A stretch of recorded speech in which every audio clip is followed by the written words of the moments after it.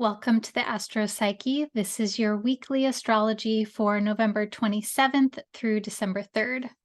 So this week we have a full moon in Gemini that we'll be talking about. And then we also have Venus and Mercury. So the mind, the intellect, communication, and then Venus, the planet of relationships, making some changes and coming to the forefront of the conversations this week. So very excited to share the astrology of this week with you. My name is Shauna McGrath. I'm a psychotherapist and astrologer, and let's talk about it. So we actually start off the week with our full moon in Gemini. So this is happening in the early hours of Monday, November 27th. This full moon is exact at 1:16 a.m. Pacific time on Monday the 27th, and it's exact at 4 degrees of Gemini. Now, so a couple of different things that are really important with this. Excuse me, that's interesting, isn't it? Gemini being related to communication, sharing ideas, analytical processing, the logical mind. These are all Gemini themes. Now, this particular, and also a full moon is typically a sense of culmination around things. We think of full, we think of something being maximum capacity, where there is a lot, there is a sense of fullness, there is a sense of maybe sometimes completion or a sense of closure, or kind of like reaching the peak of a certain experience or a certain scenario. Now, this is happening in Gemini, right? And so I think that we can also use this time to reflect on the broader lunar themes by looking at what has grown in our lives since the new moon in Gemini earlier this year. So we had our when we have a new moon in a particular sign, 6 months later-ish, we will always have a full moon. So the newness, 6-month period, and then a sense of culmination or completion. And we can tell when this is going to happen because a new moon is a conjunction coming together of the sun and the moon. So wherever the sun is, whatever sign the sun is in, we know that we're going to have a new moon in that sign during that month. So in Gemini season, we will have a new moon in Gemini. And so our new moon in Gemini this year happened to be on June 18th of 2023. And then 6 months later, when the sun is in the opposite sign, so of course in this case we have the sun being in the sign of Sagittarius, we know that there's always going to be a full moon in the sign opposite Sagittarius, which is Gemini. So if you're like, Shauna, what are you talking about? Don't worry about it. All that I want you to know is that there's a sense of culmination and growth that we can look at from June, mid-June especially, to now. And it can be really interesting, especially during this full moon this week, to reflect on what it is that has grown or developed or matured in your life over these past 6 months, from mid-June until now. And if you want to go deeper into this with your particular birth chart, you can look at the house where Gemini is located, the house that Gemini rules in your birth chart. And that will give us more information on the area of life. And I think that this is so valuable, even in retrospect, especially in retrospect, because then we can get a sense for the subtle way that things are moving in our lives. And then when we do that, when we have that awareness, we can start to see and perceive and move with that natural organic flow that life is moving, where our psyche is moving, that inner wisdom is guiding us. And then we can choose also, as we move forward, to lean more into that, because we're becoming more attuned to it by looking in retrospect. So I thought it would be nice to just give you some really brief, a couple of keywords for each of the houses. So you can very easily Google, figure out if you know the time that you were born, which house rules Gemini in your chart. And so if this is the first house, we're going to be looking at themes of yourself, your physical body, your identity, your presentation. If it's the second house, there is a culmination around income, finances, and also self-worth, self-esteem. If it's the third house, there are themes around communication, your immediate neighborhood. So it could be neighbors, could also be siblings. The fourth house, there is a symbolism around your physical residence, home, family, ancestry. Fifth house, there's themes around creativity, children, or any sort of pleasurable activities that you partake in.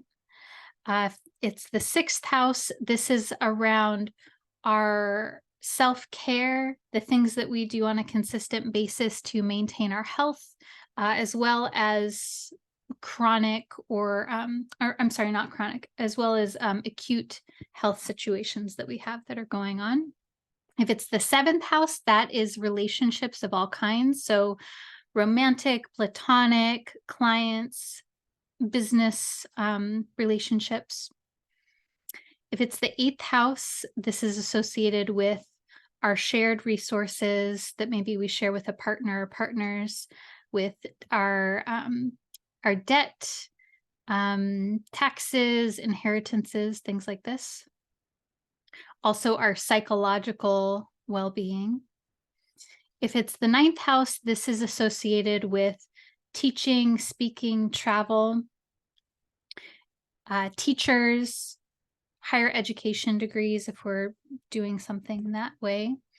And then the 10th house is career and public persona, public presentation. It can also be your social image, the way that people see you when they don't know you at an intimate level. The 11th house is groups, friends, organizations, and any collective groups that you are a member of. It's also our ambitions and broader goals and values and how those align with our environment. And then the 12th house is our spiritual sensibilities, our practice of being in solitary situations of reflection, meditative type experiences, and also experiences of loss or sorrow or regret, things like this. So I hope that like gives you a little, of course, all of the houses, there's so much that we could talk about, but I hope that gives you just a little springboard to look at where, again, so these are the themes that will come up depending on which house in your birth chart Gemini rules. And if you don't know what time you're born, you can also work with the moon, but that's a whole other story. So I digress. So I'm emphasizing this so much because I think that it can be really helpful to work with the lunar cycle in these broader themes, not just what's happening this week. That being said, of course, we're in this week of a full moon culmination in Gemini, and this is happening with the sun and the moon very closely aspect Mars. So Mars is in Sagittarius. It's at about 2 degrees of Sag, and then this full moon is happening at 4 degrees of Sag, so very close here. So Mars brings in themes with this lunar cycle, with this lunation around action, passion, directness, assertiveness, anger, frustration, being irked, feeling agitated in some way. These are all themes that may be emphasized more during this particular full moon. The other piece that's keying into this full moon is that it will be square Saturn. And so if you remember last week, we talked about Mars being square Saturn. So we've already been feeling into this Mars square Saturn aspect, which is about wanting to do, Mars, wanting to take action, wanting to get results, wanting to be direct, and to be sort of like direct with a certain sharpness to it sometimes. And then Saturn being about developing results over a long period of time. So there can kind of be this maybe like sometimes agitation or like figuring out how to take action in a way that is going to lead us to our long-term goals, like what it is that we actually want out of a situation. Because Mars will tend to value quick and sort of like spontaneous, but also kind of like acting on your gut, acting on your instincts and your intuition, which can be very helpful sometimes, right? Like it can be very helpful to what's that? Strike while the iron is hot. That's Mars. And then Saturn is about dedication, devotion, moving slowly, and really honoring the process of something. So we're kind of bringing these two planetary energies and their themes together in our consciousness these past couple of weeks, and then we're bringing that into a full moon, which is a culmination of our mind, body, and emotions, and the things that we're creating in the world. So I think there's a lot of the potential for a lot of feelings this week, and a lot of mixed feelings about something. I think that's important to hold this week, and important to name is that um, we often feel like a variety of different ways about something, and we often have conflicting feelings or thoughts about a scenario, and that's okay. That's what life is. And the more that we can hold and acknowledge and own what it is that we feel, the more that we're going to be able to transmute and to regulate and deal with the situation ultimately. So that is the full moon. Yes. Okay. So this whole week we're really in the waning phase of the lunar cycle, and we're in that kind of like where there's this peak of intensity early in the week, and then there's sort of like a relaxing into it and allowing things to flow and to wind down. Now, also this week, Mercury will move, it'll change signs. So Mercury is our thought process, communication, sharing ideas, thinking symbolically, dreams, intuition, divination, and how we communicate and transmit something that we think or feel to another person or people. So Mercury is moving from Sagittarius to Capricorn. And a couple things I want to say about this. So we're going to be revisiting this soon. So yes, Mercury is moving from Sagittarius into Capricorn this week, and it will retrograde. Not this week, but coming. I want you to have this kind of in the back of your mind that we're going to be revisiting Sagittarius, because Mercury will retrograde in Capricorn on Wednesday, December 12th, and then it will be retrograde until Monday, January 1st.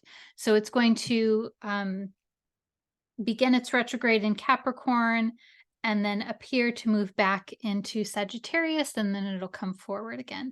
So we have this concentration. So I really want you to think about Mercury retrograde. It's not bad. It's not gonna fuck up your life. It is simply a concentration of energy. And it's a concentration of the things that Mercury symbolizes. So in this case, it's communication, also business dealings, anything around the written word or the spoken word, how we make agreements with one another and how we communicate those agreements. The way that we think about things, our internal self-talk, I think to some extent can also be Mercury as well. The stories that we tell ourselves, the way that we make meaning out of something. And so there is a concentrated focus on all of these themes around Mercury. And in this case, it's focused in Sagittarius and Capricorn. And we also talked last week, right, about Mercury being in Sagittarius and that being sort of a challenging expression or a challenging place for Mercury, because Sagittarius is about thinking big and expanding our ideas, whereas Mercury as a planet is really more about focused attention and focusing on one thing at a time, like many things, but one at a time, and to really hold many small details. So Mercury has a bit of a challenging time in Sagittarius, and I share that with you because I think it's going to be so important for us to notice where we're maybe getting lost in uh, idealization or the things that we want to happen, or we're kind of like putting the cart before the horse, so to speak. That's kind of something that might come up. So um, I just want you to notice, especially if you feel like there's a shift in your communication when Mercury moves from Sag to Capricorn. And we're going to just kind of be holding that over the next couple of months or so as we experience this focus in communication in essentially mid-December to early January. So also this week, or wait, let's see. I do want to say, I think that I'll talk more about this when we get closer to the retrograde, but I do want to say that I think Mercury retrogrades can be a very productive time when we use that mental focus on the things that Mercury retrograde is good for, which is revising things, retooling things, redoing things, which is simply a way of saying that we go back to something that needs our attention, that we haven't needed to or had the space or time or simply emotional energy to look at.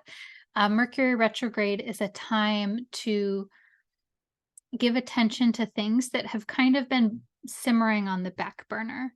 And I think that's why Mercury retrograde gets such a bad rap, is because as a Western culture, we tend to not like to, or it's not like emphasized for us to reflect and to go back on something. We're conditioned to be thinking about moving forward and progress and productivity and production, whereas Mercury retrograde is reflecting the nature of life, which is there is this natural rhythm of life where we go back and look at something and we reflect on things.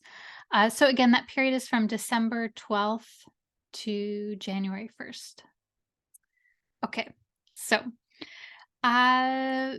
Venus in Libra this week is going to do a couple of things. So Venus is the planet of relationships, beauty, aesthetics, sexuality, sensuality, the things that we're attracted to, the things that bring us a sense of peace and ease and balance. Venus is also very connected to our sense of self-worth and values and how we live our lives in a way that aligns with our values, or where we need to make adjustments to things like this. So Venus is in Libra, and this is Venus in its ruling sign, which means that it's strong. There's a sense of ease. There's a sense of the things that Venus symbolizes, that those things come naturally. So we like Venus in Libra for this case, because it means that we don't have to necessarily try as hard when it comes to these themes, all things considered equal, right? So I emphasize that because Venus is making some challenging aspects this week. It will conjunct the South Node, which is a symbol of letting go and working with the unseen energy, working with things that are metaphysical or spiritual, or even like psychic-y kind of themes. So there's this connection with relationships and working with unseen energy or the unknown. And I think the South Node can also be seen as working with the behavior patterns that we know are not productive for us. So there's kind of this meeting of relationships and then okay, what is it that we do that that causes us trouble in relationship that we maybe want to change or let go of. The other thing that Venus will be doing this week is it will be making a square to Pluto. And I think that this aspect can, possibly be difficult, but I think that it can also be productive. So, Pluto is a symbol of psychology, psychotherapy, working with things um, that are hidden or unsaid or rejected in some way. Pluto's all about the unconscious, the things that we fear aligning with, the things that we don't want to say or we feel like we can't say for some reason, usually because of social conditioning or taboo or something, anything like that. Um, and so when Venus makes a square to Pluto, there's a potential for bringing up something that hasn't been said or acknowledged or felt for any reason, consciously or unconsciously. And when this happens, when something that has been rejected, when it has been unconscious and we become more conscious of it, that can feel painful in the moment, but it can actually bring up a sense of healing. It can bring up a sense of greater vitality and ease, and I think that's the way that I would conceptualize Venus Pluto this week. So I think really great for us to be honest with how we're feeling, what we're needing, what we're wanting, and I think that applies to being honest with ourselves and then being honest with others and doing the best that we can to name how it is that we actually feel and to be curious about how we actually feel and to know that those feelings are not always going to be convenient and that's okay. That's what self-reflection is for, that's what therapy is for. And so I think again, there's kind of this, ugh, like Pluto can be a little challenging sometimes, but when we face it, and again, there's that sense of integrity or truth or honesty with oneself, then we actually feel much better. Okay, so I'm gonna pull some cards for you, and I will say just to have also in the back of your mind the next lunations, the next new moon and full moon that we're going to have is so next new moon is in Sagittarius. It's on Tuesday, December 12th at 3:31 p.m. Pacific time. So same day that Mercury stations retrograde. That will be an interesting day. And then our next full moon is in Cancer on Tuesday, December 26th at 4:33 p.m. Pacific time. So just to have those in your calendar, in your mind. So if you have a particular inquiry or question or situation that you want to reflect on through these cards, through this reading, you can hold that in your heart.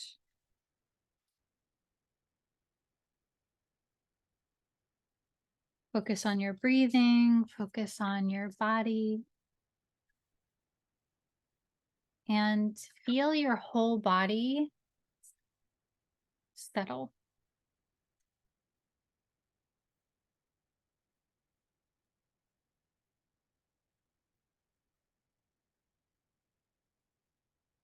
If you wish, you can pick a number between 1 and 3.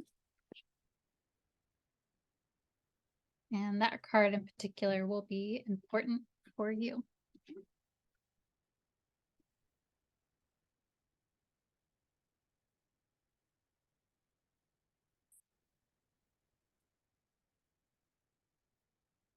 Okay. Interesting. So first card is the Wheel of Fortune. This deck is called the Ophelia Rosa Tarot. Um, so Wheel of Fortune is a reminder that nothing is static in life, that um, whatever is happening right now, it's not the end of the story, that things go up, things go down, things get better, things get worse. And it's a reminder to not be attached to the outcome, to not be attached to the good things as well as the things we don't like so much, because there's always this flow in the universe. And I think that um, this card is such a reminder to celebrate and to value when we have happiness and joy and peace, to really savor these moments. And then to also know that when things are challenging, that things will get better again, to have a sense of hope. And that the best that we can do is be present in the moment and enjoy the beauty of life. And then also mm, sort of have a sense of detachment or peace, or maybe it's surrender for you when things are challenging. Um, Now I pulled this reversed. So that to me says that there's like, there's a little challenge here around this, like that maybe there's kind of like a clinging to whatever it is that's happening, or whatever it is that we want to happen that maybe isn't happening. We may go back to that. Just hang, that's the first card. The second card is the Three of Swords. So the Three of Swords is about sorrow, disappointment. It Whenever I get this card, it usually is talking about a situation um where we knew, like, there was kind of like there's disappointment, but it's really like there was a part there was a part of you that kind of like already knew that something was like off, or that something felt off initially. And this is kind of like the disappointment or sadness that things couldn't be the way that you wanted them to be. And so I think this really connects in with the first card too, because these cards to me are both about expectation, and how when we have an ideal or an expectation and it's not met, there can be sorrow and sadness and disappointment. And that's okay. You know, that happens sometimes. And I think that it's a reminder to, when things don't work out, to not take it so personally, but to, like, sort of work with our thoughts and our beliefs and our perceptions around what it is that's happening. So I may go back to that as well. The third card is the Ace of Swords. So we have two sword cards. Um, so the swords are about our thought process, the mind, communication. It's all like very mercurial. It's all about the thoughts. And the Ace of Swords, aces are about new beginnings, something coming into being. Um, I think it's interesting that we've gotten a couple of sword cards here when we have a Gemini full moon, Gemini being the mind, Mercury communication. So aces in the tarot are always about something new, something beginning. And it's that something that it's like just the beginning. It's almost like this is like just the new idea about something, the new awareness about something. And I pulled this card reversed also. So this tells me when it's reversed and it's at the end, like the last card, it's kind of like whatever this is not fully fleshed out yet, that it requires processing some of these earlier cards in order to know what it is that is coming forward. But I think the Ace of Swords, it's this encouragement that when we work with challenging emotions, the Three of Swords, that we can come to a new conclusion about something, the Ace of Swords. And that a lot of this is around sort of like working with our oh yeah, okay. So the Wheel of Fortune is so much about working with our sense of free will versus fate.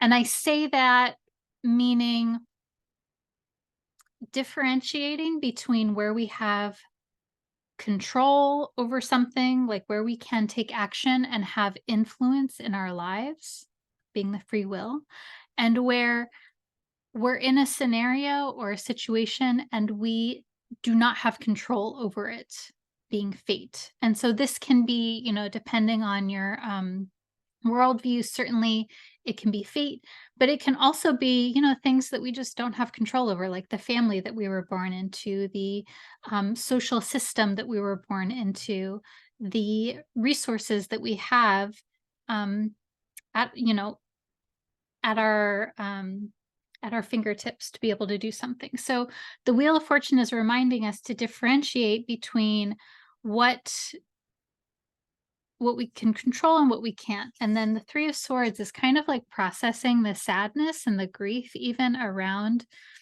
that situation, that we're going to have feelings about that and that is okay.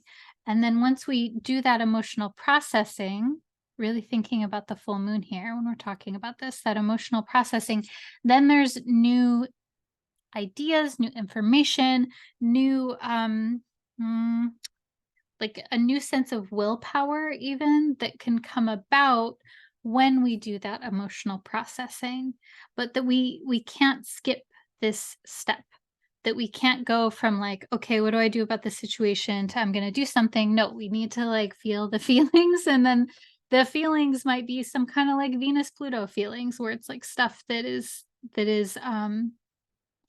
challenging. And I'll also say that, sometimes these things are pre-verbal or non-verbal, these feeling states where it's like we don't even necessarily have words for them. I think that, sometimes we do, Three of Swords, swords being words. But the more that we can sit with something that's challenging, then the more that there can be a new sense of volition towards what it is that we're doing and where we're going in our lives. All right. So I hope that you found this helpful. I am wishing you a wonderful week. If you enjoyed this, please, I would absolutely love it if you left a rating or a review or shared it with a friend. That really helps these to get more visible when people search for them online. And yeah, just wishing you a wonderful week. Happy full moon. And I will see you next week. Okay. Bye.